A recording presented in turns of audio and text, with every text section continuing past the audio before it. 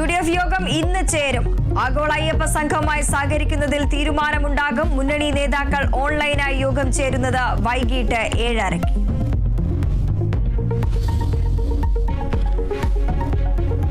കേരള സർവകലാശാല സിൻഡിക്കേറ്റ് യോഗം ഇന്ന്. യോഗം ചേരുന്നത് VCM സിൻഡിക്കേറ്റിലെ ഇടതംഗങ്ങളും തമ്മിലുള്ള ഭിന്നതയ്ക്കിടെ.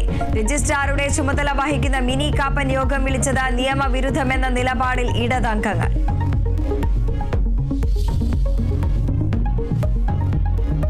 കോഴിക്കോട് എരഞ്ഞിപ്പാലത്ത് 21-കാരി ജീവനൊടുക്കിയ സംഭവത്തിൽ നിർണായക തെളിവുകൾ കണ്ടെത്തി. പെൺകുട്ടി യുവാവിനയച്ച സന്ദേശം പോലീസ് കണ്ടെടുത്തു. സുഹൃത്തിന്റെ അറസ്റ്റ് രേഖപ്പെടുത്തും. കണ്ണാടിക്കൽ സ്വദേശി ബഷീറുദ്ദീനെതിരെ ആത്മഹത്യാ പ്രേരണം കുറ്റം ചുമത്താനും സാധ്യത.